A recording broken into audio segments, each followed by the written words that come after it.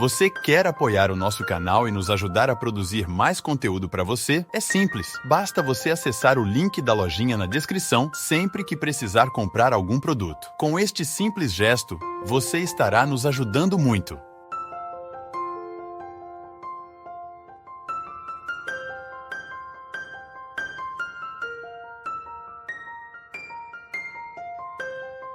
Meu padre, boa noite. Eu não tive essa oportunidade de sair da minha zona de conforto. Eu não tive ninguém que me expulsasse.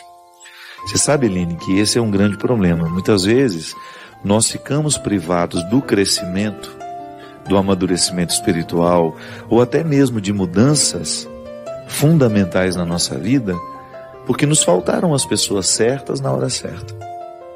O Padre Zezinho tem uma expressão. Aliás, o Padre Zezinho é um dos homens que eu mais admiro. E ele tem uma frase que eu sempre gostava. Ele dizia: dizer a palavra certa, no momento certo, para a pessoa certa. É verdade. Às vezes nós ficamos privados da mudança porque nos faltou alguém que nos indicasse um caminho na hora certa. Que depois talvez pode ser que não dê tempo mais. A gente chega atrasado, passou aquela fase que o outro poderia realizar a mudança e a mudança não aconteceu. É como, por exemplo, receber um casamento, um conselho de um casamento que a gente sabe que vai dar errado. Quando você já percebe os indícios de que não há amor, de que há muito mais um sentimento de posse, uma neurose administrada, né? E aí ninguém ajuda a esclarecer isso na cabeça dos dois. E eles, imaturos, vão se casam. Às vezes falta alguém que naquele momento faça a intervenção. E às vezes o momento da intervenção ele é doloroso para quem faz e para quem recebe. E é por isso que a gente precisa ter o jeito certo de dizer, né? Para que o outro não compreenda a nossa intervenção como...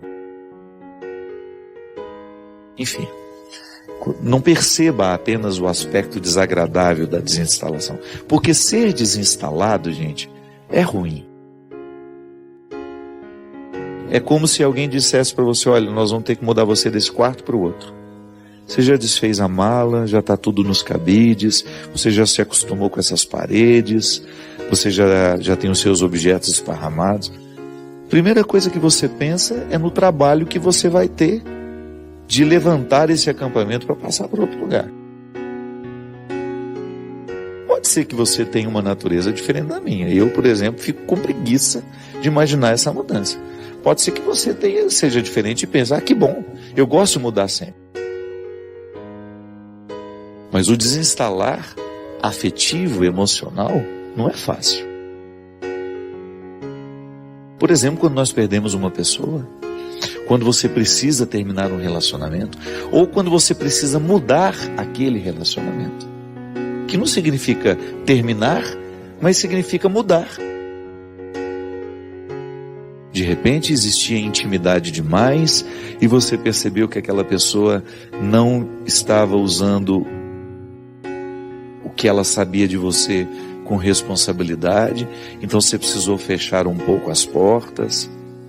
Isso também acontece. Não é que você rompe com o outro, você modifica. Isso desinstala. Isso é desconfortável. E às vezes nos falta a sabedoria de compreender o próprio processo. A gente acha que aqui o sofrimento do estar desinstalado vai ser definitivo, né? Não, não é. Não será definitivo. Você passa a mão na cabeça, o sofrimento e a luta, e você só vê isso. Não. Há uma libertação depois. Há uma mudança depois. Você acha que foi fácil para mim ir para o seminário? Deixar a minha estrutura de vida? Volto a dizer, por mais desconfortável que fosse. Gente, há desconfortos que a gente só identifica depois que a gente sai deles. Um tempo depois você olha para aquilo e fala: meu Deus, como é que eu dava conta de viver daquela forma? Nós gravamos hoje um programa muito especial com a doutora Gisela Savioli. Ela veio falar do livro novo dela, que fala justamente mudança de hábitos. Hábitos que nos adoecem para hábitos que nos fazem viver. Hábitos que nos trazem saúde. Mas é fácil mudar? Não. Porque é desconfortável mudar. O ser humano tende a se acomodar, inclusive àquilo que o faz mal. Quantas vezes na minha vida, inclusive, fatos que me levaram a escrever o livro Quem Me Roubou de Mim. O livro Quem Me Roubou de Mim é uma sequência de histórias de pessoas que se acostumaram com a escravidão e que de repente perceberam que estavam morrendo, não no corpo, mas uma morte emocional. Estavam perdendo a alegria, estavam perdendo a satisfação. E de repente o próprio livro funciona como uma voz que vem e desinstala. Eu sempre gosto de ler textos que me desinstalam, que provoquem em mim a minha capacidade de pensar e de refletir. Aliás, a religião é isso, né? Religião é isso. É uma instância humana, porque os símbolos religiosos são todos humanos, embora eles façam referência a Deus. São textos de realidades humanas que nos ajudam a pensar a nossa vida. E esse pensar a nossa vida tem de ser o exercício diário. Eu não posso viver bem se eu não reflito a vida que eu vivo. É aquela velha história que eu falava no início do programa. Eu me acostumo com o pouco que eu já encontrei de mim, e a religião vem, me coloca conceitos novos, compreensões novas, que me fazem pensar no muito que Deus já enxerga no pouco que eu já sou. Vamos repetir isso, que parece difícil, mas não é. A religião, ela pode me ajudar a partir do pouco que eu consigo ser, acreditar no muito que Deus enxerga no pouco que eu já sou. Aí eu tenho um processo a ser vivido. Da mesma maneira como para eu me tornar doutor, eu tenho etapas. Primeiro eu preciso aprender a ler e escrever. Um doutor, um dia, precisou de o grande doutor hoje, um dia precisou de alguém que o ensinasse a ler e escrever. Aliás, nessa emoção imensa, que foi um grande presente que o programa do Caldeirão do Hulk me deu, uma homenagem lindíssima, muito respeitosa, né? Primeiro porque o Luciano é meu amigo, ficamos amigos de uma forma muito especial numa missa. Ficamos especial, a Angélica é muito católica, a família viveu um acidente terrível, né, e saíram todos vivos. E aquilo mudou a estrutura daquela casa, mudou a estrutura daquela família. E eu fiquei amigo deles neste momento. E, pelo carinho que ele tem comigo, me proporcionou um programa que reconstruiu aquilo que eu considero o divisor de águas na minha vida. Foi a minha escola. A oportunidade que eu tive de aprender a ler e escrever, e de depois, dentro daquela escola, descobrir a biblioteca que abriu a minha mente. Agora, foi bom ir para a escola? Não. Eu sinto até hoje o frio na barriga daqueles primeiros dias. Tenho pavor de escola até hoje. Eu vejo um lápis bicolor, me dá até um arrepio, de tanto pavor que eu tinha daquele lápis. Sabe aquele de um lado era azul, do outro lado era vermelho? Eu tenho pavor daquele lápis. Tudo que me lembra a escola me dá frio na barriga. Mas eu precisei viver, cara. E sei que foi a experiência mais desconfortável, que foi a primeira vez que eu fui expulso da minha casa, foi a primeira vez que eu fui desonerado, que eu precisei ir viver um mundo que não era o meu, mas por outro lado, aquela primeira expulsão, depois as de muitas outras, foram fundamentais para as mudanças que Deus fez na minha vida. Sabe, minha gente, nesse mundo que prega tanto a mesmice, neste mundo que está acostumado a passar a mão na nossa cabeça, a retirar a nossa autoridade como pai e mãe, ou a nos fazer pensar que a amizade ela só tem sentido se for para a gente se divertir juntos, vai ficando cada vez mais difícil a gente ser desinstalado. E este problema que a Eline diz aqui, de que não teve alguém que a desinstalasse na hora certa, pode ser. Tanta gente imatura, gerando filhos imaturos, tantas amizades imaturas que só falam de futilidades, os nossos encontros, as nossas diversões, as músicas que a gente escuta, sempre banais, tão pouco evocando o que há de mais nobre, o que nos faz pensar, ou o livro que a gente lê, ou o livro que a gente não lê, né? Tudo muito superficial, tudo especialmente superficial preparado para nós. Vai ficando difícil a gente ser expulso. Nós vamos ficando acomodados.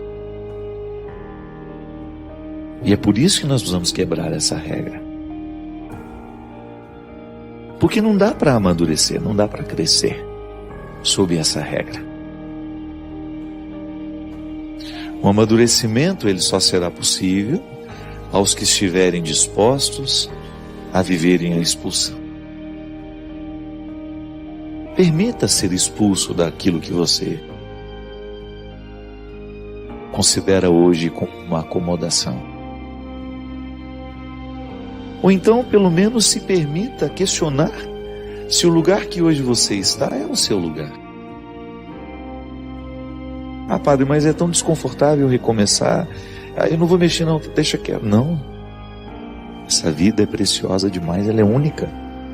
Para você gastar num papel que não lhe cabe. Não. O sacrifício vale a pena, desde que seja para nos tornar quem de fato podemos ser. Aí todo sacrifício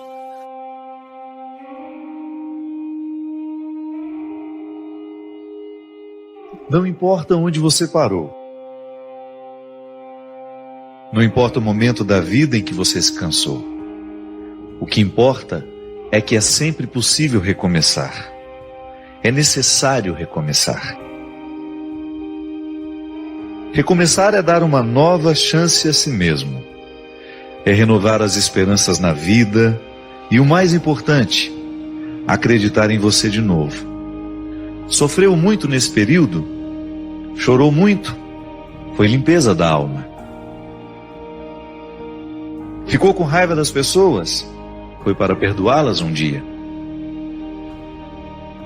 Sentiu-se só por diversas vezes? É porque fechaste a porta até para os anjos. Acreditou que tudo estava perdido?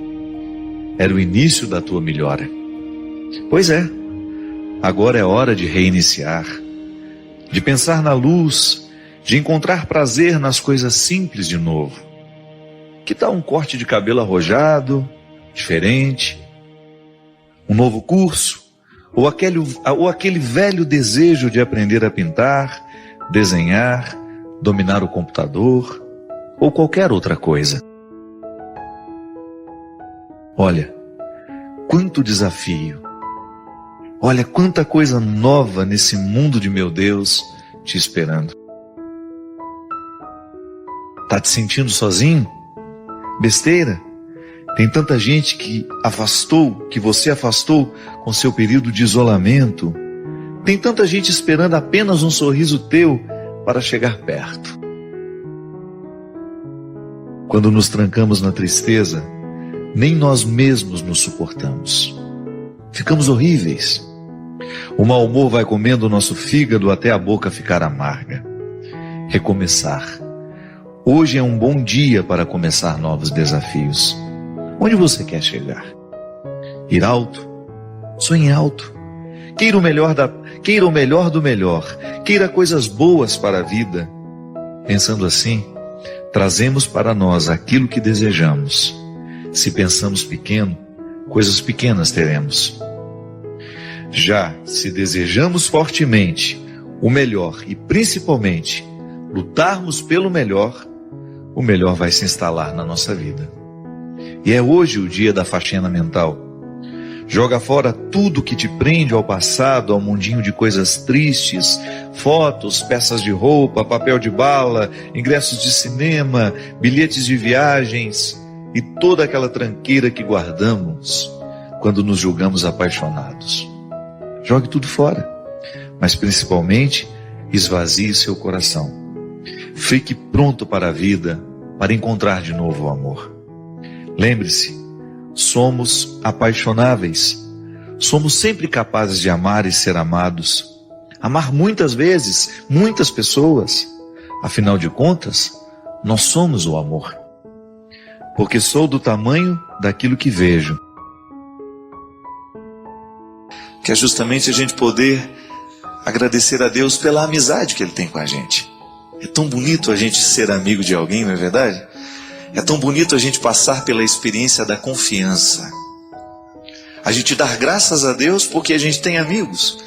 Uma das coisas mais preciosas que nós podemos ter na vida é alguém em quem a gente confia, alguém a quem a gente confia a nossa vida.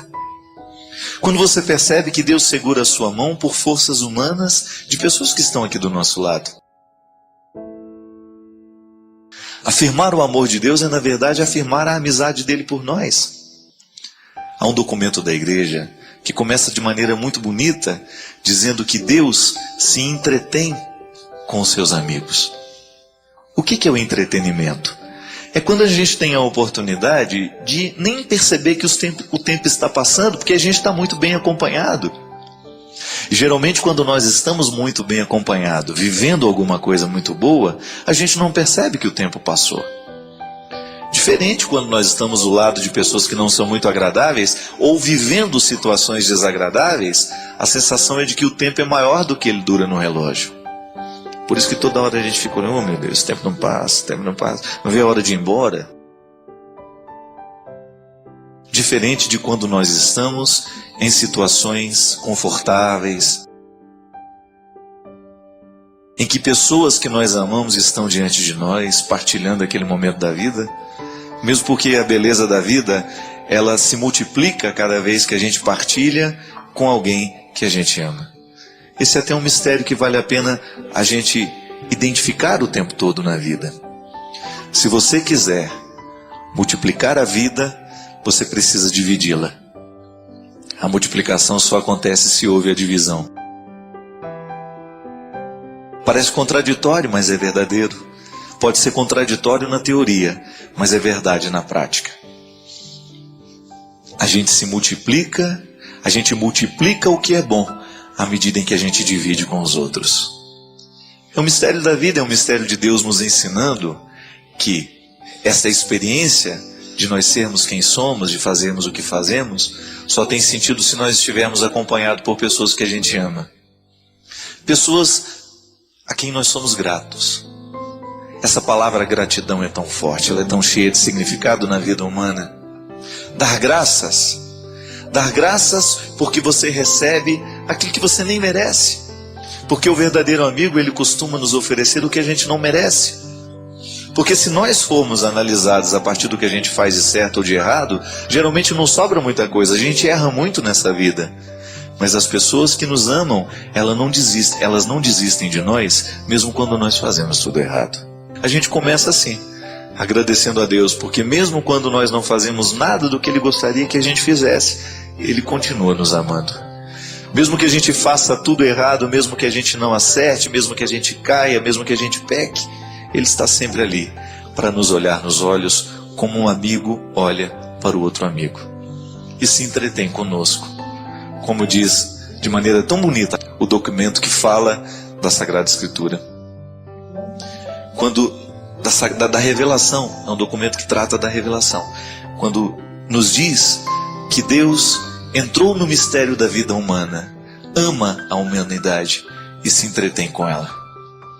Quem sabe hoje, neste programa, você possa descobrir um jeito de se entreter com Deus, de você nem perceber que o tempo vai passar, de você fazer uma experiência de ficar em Deus por alguns minutos, por algumas horas, algum tempo, que de repente não cabe no relógio. Mas quem sabe você possa descobrir então um entretenimento em Deus.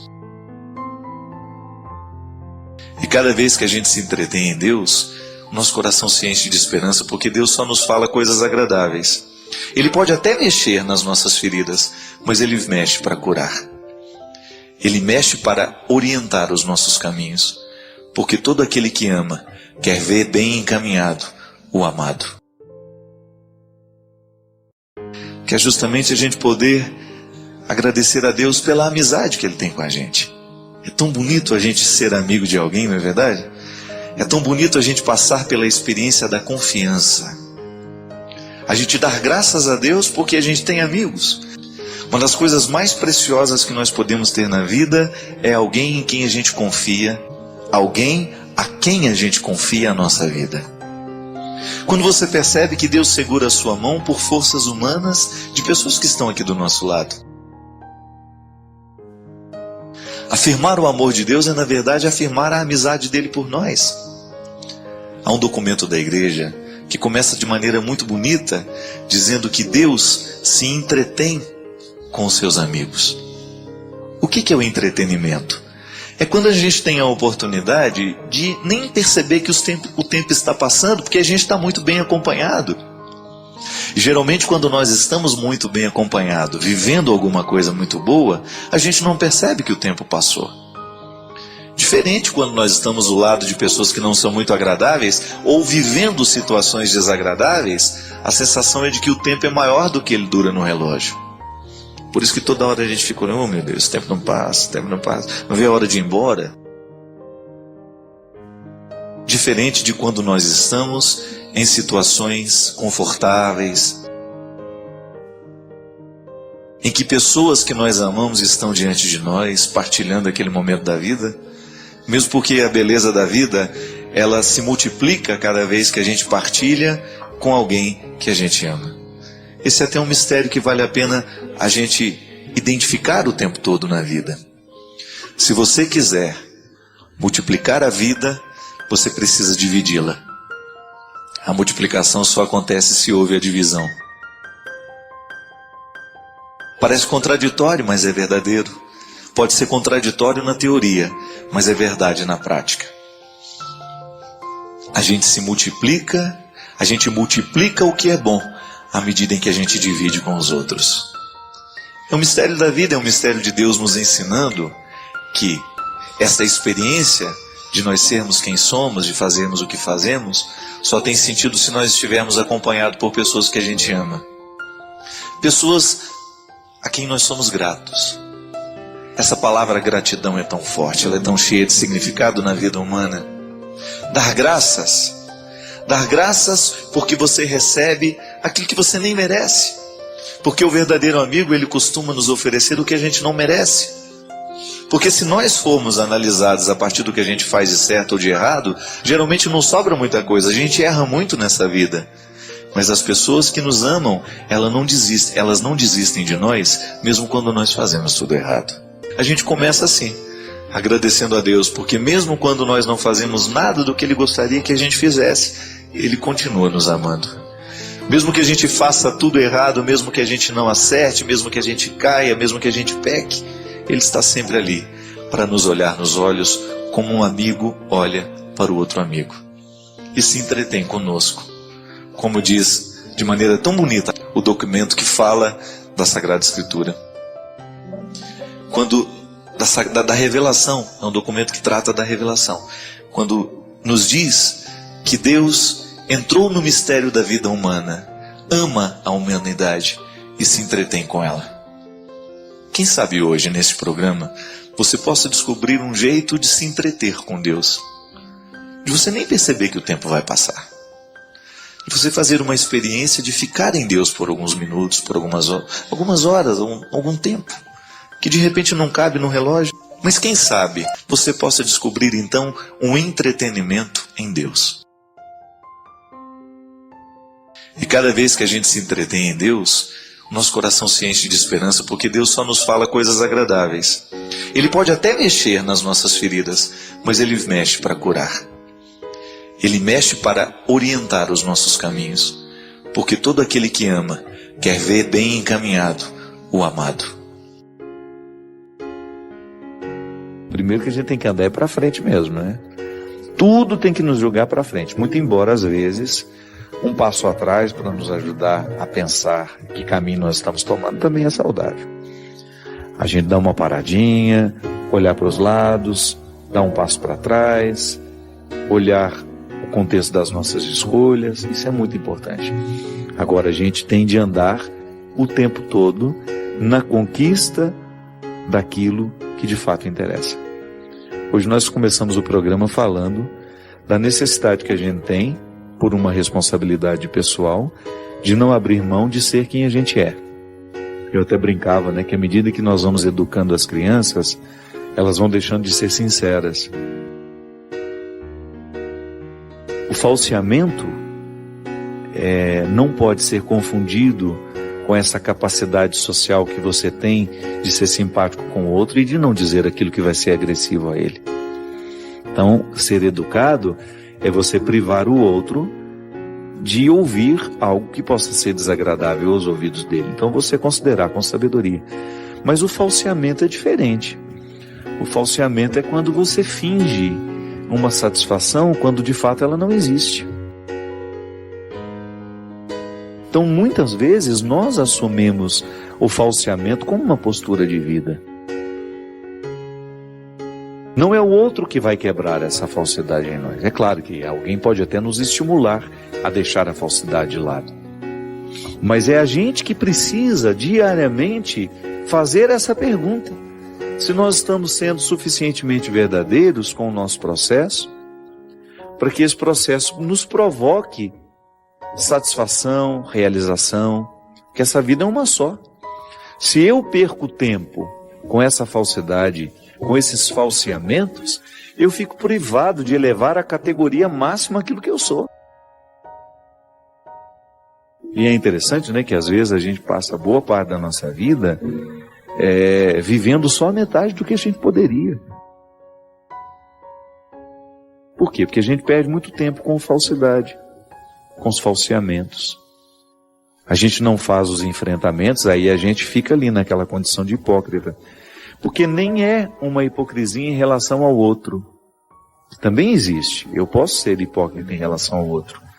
Mas eu também posso ser hipócrita numa relação comigo. Quando eu minto, por exemplo, para mim mesmo, nós falamos ali agora mesmo na reflexão da palavra, muitas vezes eu, numa tentativa de me justificar, eu fico enfrentando falsos conflitos que não correspondem à minha realidade. E isso, minha gente, é como ser um doente que se recusa a viver o tratamento. Se você identifica que você está dentro de um relacionamento que não te leva para frente, que só te emperra, você precisa ser honesta com você. Não dá para levar adiante esse relacionamento. O mínimo que você precisa fazer é colocar as cartas na mesa e discutir abertamente quais são as reais intenções dessa pessoa. Você não é um objeto para ser manuseado, para ser colocado numa condição absolutamente desfavorável aos seus anseios como pessoa. É preciso ter muita coragem para viver esse enfrentamento. Mas a partir do momento que você dá este passo no enfrentamento, você vai alcançar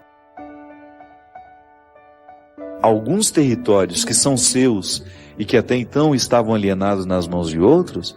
Isso vai lhe dando ainda mais coragem de buscar mais conquistas. A gente não termina.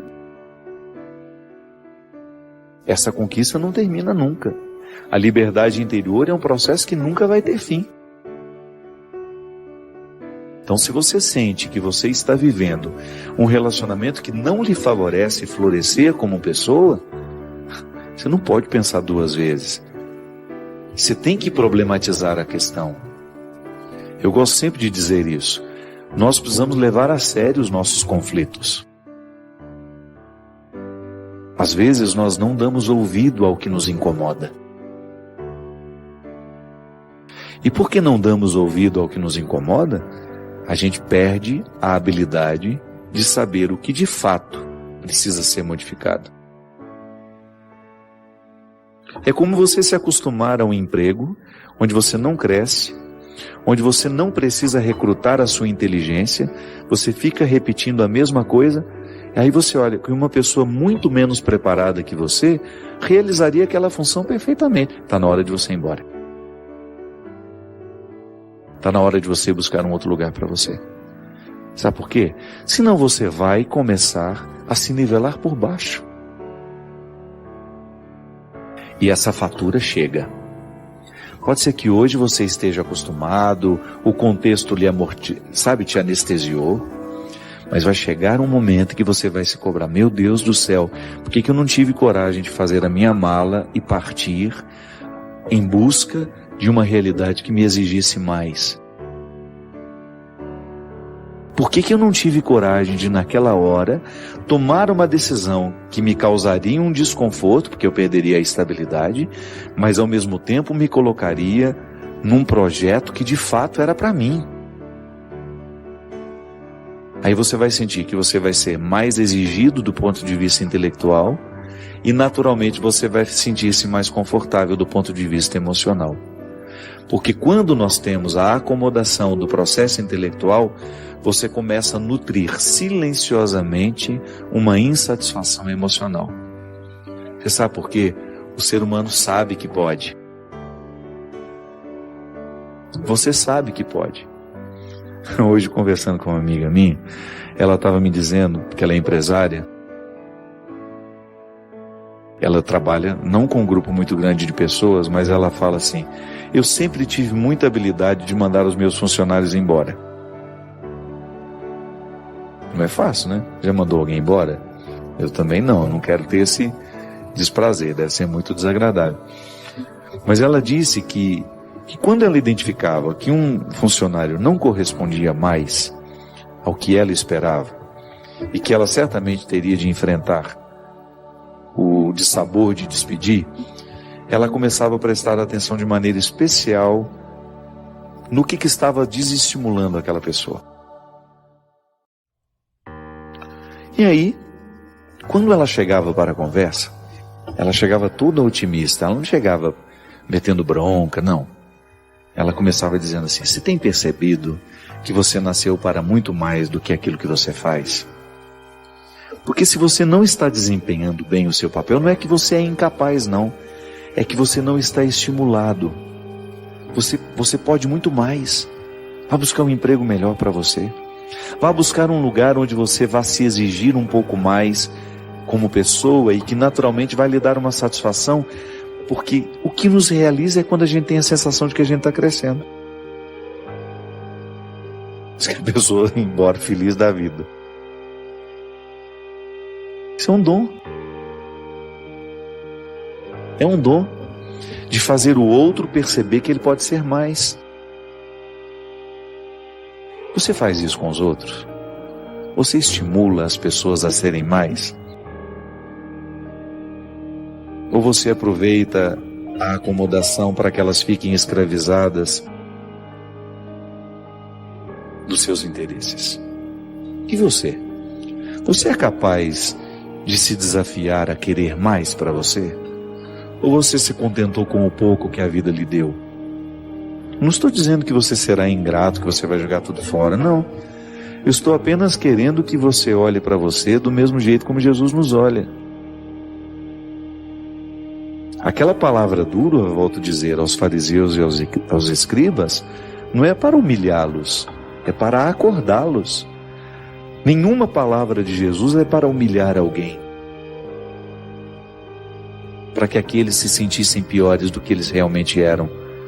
Não, a palavra dura é para acordar o que está acomodado. Quanto mais acomodado está, mais dura tem de ser a palavra, senão a gente não acorda.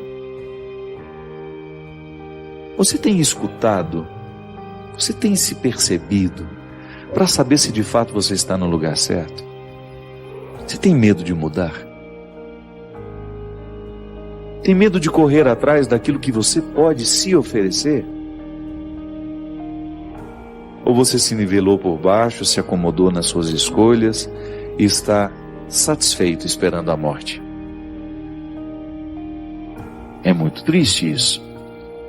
Eu preciso diariamente, por mais que eu já tenha conquistado os meus resultados intelectuais, eu preciso me desafiar. Emocionalmente, eu ainda não alcancei o equilíbrio que eu quero. Quero viver cada vez mais dono das minhas emoções. Não quero ser escravo dos meus sentimentos, das minhas iras, dos meus ódios, não. O processo de Deus para mim, o convite de Jesus para mim, é superar tudo aquilo que para mim é um contexto de hipocrisias. Eu quero ouvir essa palavra aqui e em nenhum momento pensar que Jesus está querendo me humilhar em público.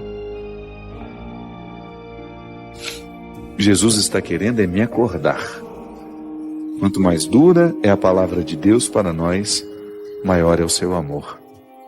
Porque aquele que ama exige até a última gota, para que aquele que é amado chegue ao melhor de si mesmo.